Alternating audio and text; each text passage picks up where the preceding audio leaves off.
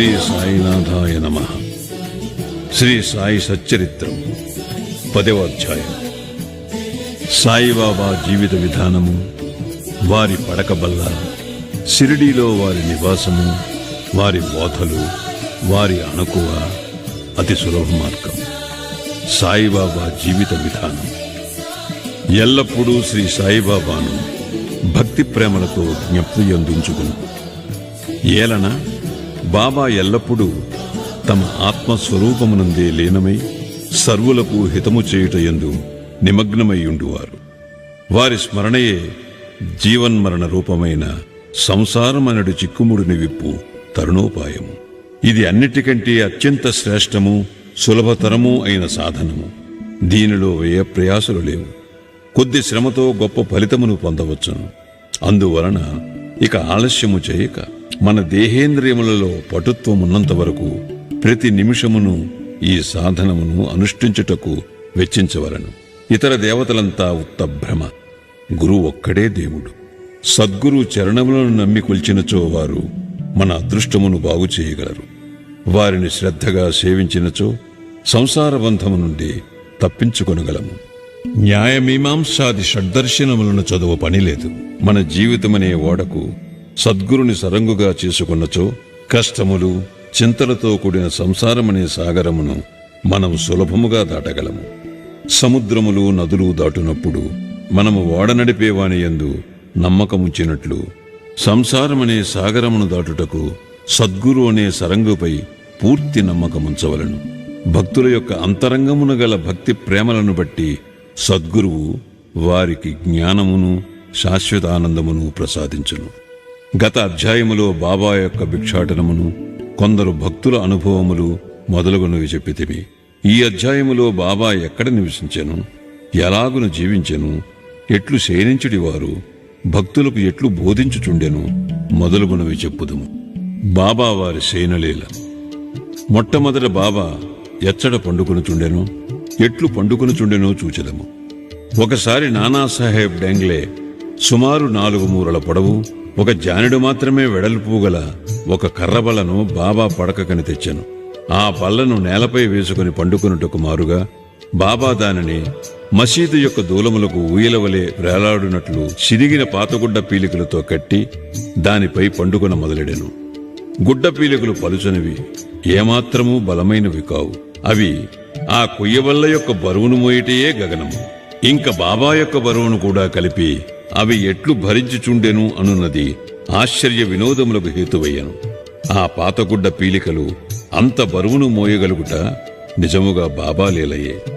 బాబా ఈ బల్ల యొక్క 4 మూలలయందు 4 దీపపు ప్రమిదలుంచి రాత్రి అంతయు దీపములు వెలిగించుచుండేది. ఇది ఏమి చిత్రము! బల్లపై ఆజానుబాహువగు బాబా పండుకొనుటకే స్థలము చాలనప్పుడు దీపములు పెట్టుటకు జాగా ఎక్కడిది? బాబా బల్లపైన పండుకొనిన ఆ దృశ్యమును దేవతలు సైతము చూచి తీరవలసినదే. ఆ బల్లపైకి బాబా ఎట్లు ఎక్కుచుండెను, ఎట్లు దిగుచుండెను అనునవి అందరకు ఆశ్చర్యము కలిగించుచుండెను. అనేక మంది ఉత్సుకతో బాబా బల్లపైకి ఎక్కుట దిగుట గమనించుటకై కనిపెట్టుకుని ఉండేవారు. కాని బాబా ఎవరికీ ఆ వైనము అంతు తెలియనివ్వలేదు. ఆ వింత చూచుటకు జనులు గుంపులు గుంపులుగా గుమిగూడుచుండుటచే బాబా విసుగు చెంది ఒకనాడు ఆ బల్లను విరిచి పారవేచిరి. అష్టసిద్ధులు బాబా అధీనములు. బాబా వానిని అపేక్షించలేదు. వాని కొరకు ఏ అభ్యాసములు చేయలేదు. వారు పరిపూర్ణులు గనుక సహజముగానే అవి వారికి సిద్ధించెను. బ్రహ్మము యొక్క సగుణావతారం. సాయిబాబా 3.5 మూరల మానవదేహముతో కనిపించినను వారు సర్వహృదయాంతరస్థులు. అంతరంగమున వారు పరమ నిరీహులు, నిస్పృహులు అయినప్పటికీ బాహ్యమునకు లోకహితము కోరువానిగా కనిపించువారు. అంతరంగమున వారు మమకార రహితులైనప్పటికీ బాహ్య దృష్టికి మాత్రము తమ భక్తుల యోగక్షేమముల కొరకు ఎంతయో తాపత్రయపడుతున్న వారి వలె కనిపించెడివారు. వారి అంతరంగము శాంతికి ఉనికి పట్టైనను బయటకు చంచల మనస్కుని వలె కనిపించుచుండెను. లోపల పరబ్రహ్మస్థితి ఎందున్నప్పటికీ బయటకు దెయ్యమూలే నటించుచుండెడివారు. లోపల అద్వైతి అయినను బయటకు ప్రపంచమునందు తగులుకొని వాని వలె కాన్పించుచుండెను. ఒక్కొక్కప్పుడు అందరినీ ప్రేమతో చూచెడివారు. ఇంకొకప్పుడు వారిపై రాళ్లు విసురుచుండెరి. ఒక్కొక్కప్పుడు వారిని తిట్టుచుండిరి, ఇంకొకప్పుడు వారిని ప్రేమతో అక్కును చేర్చుకుని ఎంతో నెమ్మదితోనూ శాంతముతోనూ ఓరిమితోనూ సంయమముతోనూ వ్యవహరించెడివారు. బాబా ఎల్లప్పుడూ ఆత్మానుసంధానమందే మునిగియుండెడివారు. భక్తులపై కారుణ్యమును చూపుచుండెడివారు. వారెల్లప్పుడూ ఒకే ఆసనమందు స్థిరముగా నుండెడివారు. వారెక్కడకు ప్రయాణములు చేసేడివారు కారు. చిన్న చేతికర్ర సటకాయే వారు సదా ధరించెడి దండము. చింతారహితులై ఎప్పుడూ శాంతముగా నుండేవారు. సిరి సంపదలను గాని కీర్తి ప్రతిష్టలను గాని లక్ష్యపెట్టక భిక్షాటనముచే నిరాడంబరులై జీవించెడివారు. అట్టి పావన జీవనులు వారు. ఎల్లప్పుడూ బాబా అల్లా మాలిక్, భగవంతుడే యజమాని అని అనెడివారు. భక్తులయందు అవిచ్ఛిన్నమైన పరిపూర్ణ ప్రేమానురాగాలను కలిగియుండెడివారు. ఆత్మజ్ఞానమునకు ఆయన గని, దివ్యానందమునకు వారు ఉనికిపట్టు. సాయిబాబా యొక్క దివ్య స్వరూపము అట్టిది. ఆద్యంతములు లేనట్టిది, అక్షయమైనట్టిది, భేదరహితమైనట్టిది, విశ్వమంతయు నావరించినట్టిది అయిన ఆ పరబ్రహ్మతత్వమే సాయిబాబాగా అవతరించినది. ఎంతో పుణ్యము చేసుకున్న అదృష్టవంతులు మాత్రమే ఆ నిధిని పొందగలిగిరి, గ్రహించగలుగుచుండేది. సాయిబాబా యొక్క నిజతత్వమును గ్రహించలేక వారినొక సామాన్య మానవునిగా ఎంచిన వారు నిజముగా దురదృష్టవంతులు. షిరిడీలో బాబా నివాసము, వారి జన్మ తేదీ, బాబా యొక్క తల్లిదండ్రుల గురించి గాని వారి సరియైన జన్మ తేదీ గాని ఎవరికీ తెలియదు. వారు షిరిడీలో ఉండిన కాలాన్ని బట్టి దానిని సుమారుగా నిశ్చయింపవచ్చును. బాబా 16 ఏండ్ల ప్రాయమున షిరిడీ వచ్చి 3 సంవత్సరములు అచ్చట ఉండిరి. హఠాత్తుగా అచ్చట నుండి అదృశ్యులై కొంతకాలము పిమ్మట నైజాము రాజ్యములోని ఔరంగాబాదుకు సమీపమున కనిపించిరి. 20 సంవత్సరముల ప్రాయమున చాంద్ పాటిల్ పెండ్లు గుంపుతో షిరిడీ చేరిరి. అప్పటి నుండి 60 సంవత్సరములు షిరిడీ వదలక అచ్చటనే యుండి 1918వ సంవత్సరములో మహాసమాధి చెందిరి. దీనిని బట్టి బాబా సుమారు 1838వ సంవత్సర ప్రాంతములందు జన్మించి యుందురని భావింపవచ్చును. బాబా లక్ష్యము, వారి బోధలు 17వ శతాబ్దములో రామదాసన యోగి పుంగవుడు 1608వ సంవత్సరము నుండి 81వ సంవత్సరము వరకు వర్ధిల్లెను. గోబ్రాహ్మణులను మహమ్మదీయుల నుండి రక్షించు లక్ష్యమును వారు చక్కగా నిర్వర్తించిరి. వారు గతించిన 200 ఏండ్ల పిమ్మట హిందువులకు మహమ్మదీయులకు తిరిగి వైరము ప్రబలెను. వారి మధ్య సమైక్య భావమును నెలకొల్పుటకే సాయిబాబా అవతరించెను. ఎల్లప్పుడూ వారు చెప్పెడి హితవు, హిందువుల దైవమగు శ్రీరాముడును మహమ్మదీయుల దైవమగు రహీమును ఒక్కరే. వారిరువురి మధ్య ఏమీ భేదము లేదు. అట్లయినప్పుడు వారి భక్తులు వారిలో వారు కలహమాడుట ఎందులకు? ఓ అజ్ఞానులారా, చేతులు కలిపి 2 జాతులను కలిసిమెలిసి ఉంటుడు, బుద్ధితో ప్రవర్తింపుడు, జాతీయ ఐకమత్యమును సమకూర్చుడు.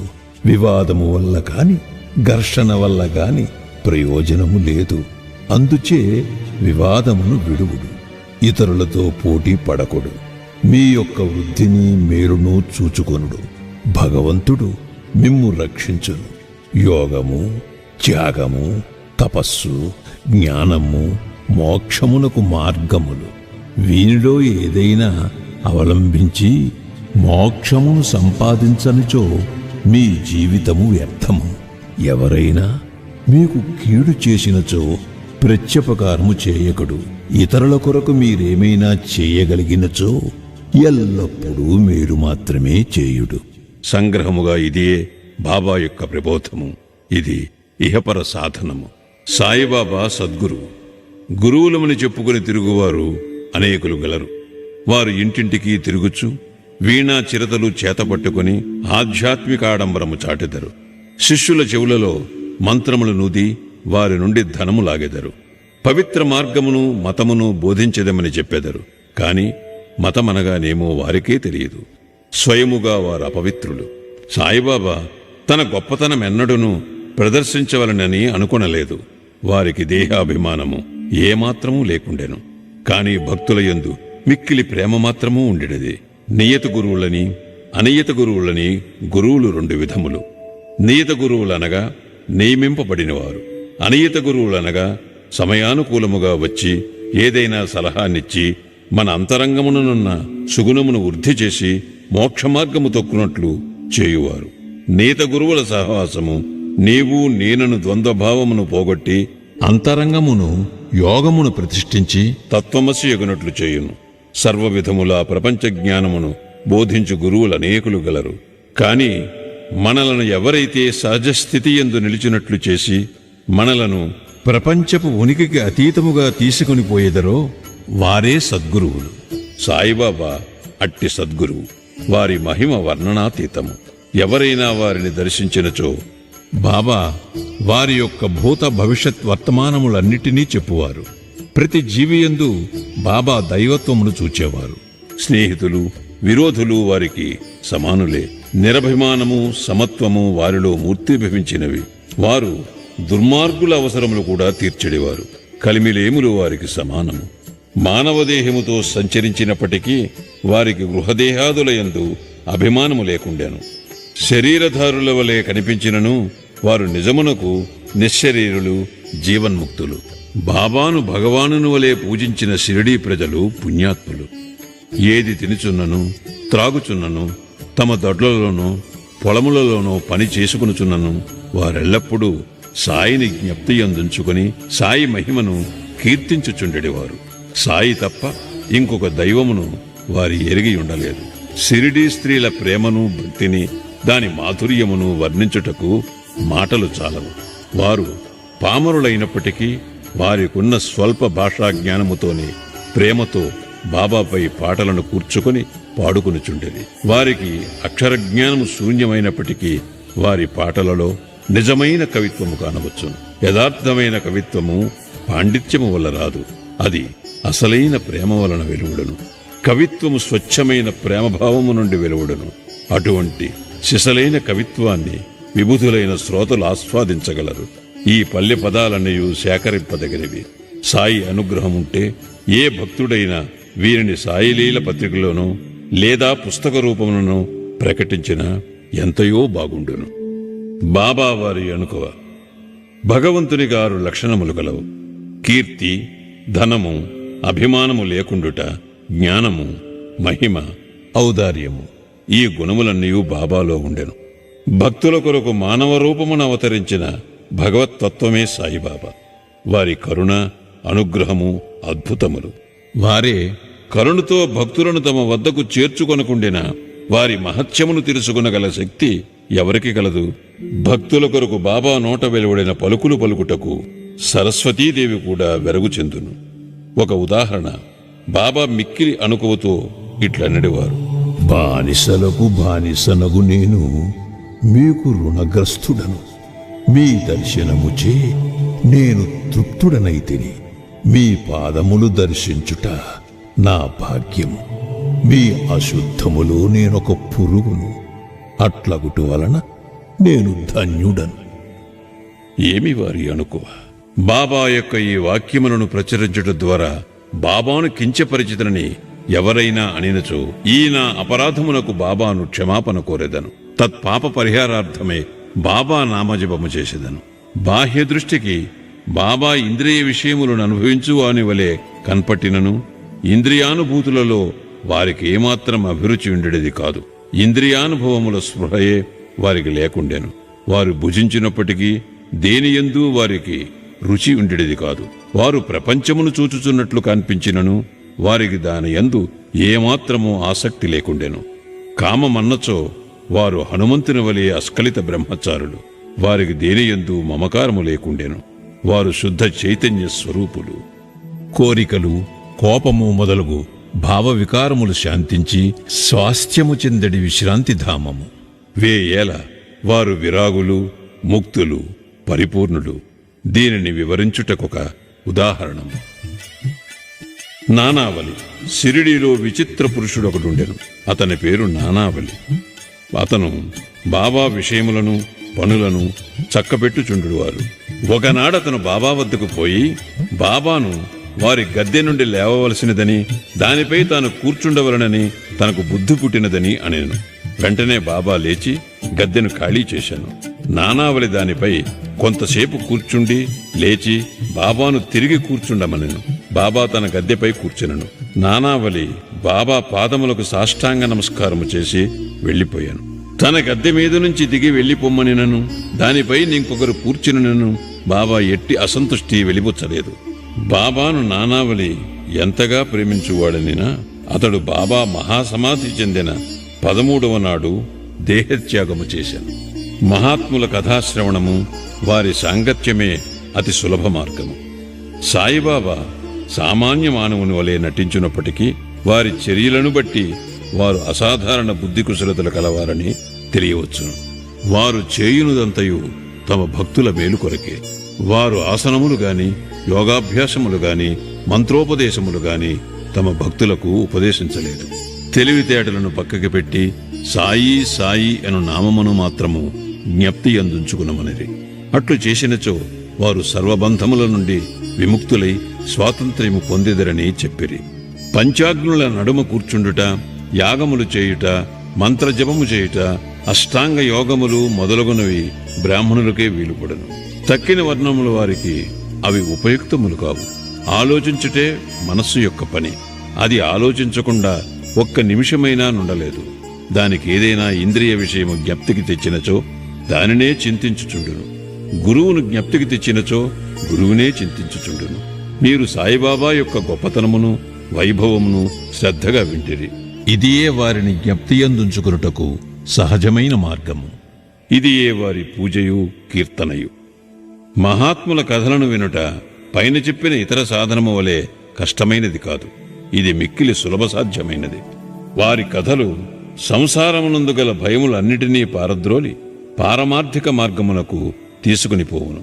కావున మహాత్ముల చరిత్రలను శ్రవణము చేయుడు, వానినే మననము చేయుడు, వానిలోని సారాంశమును జీర్ణించుకునుడు.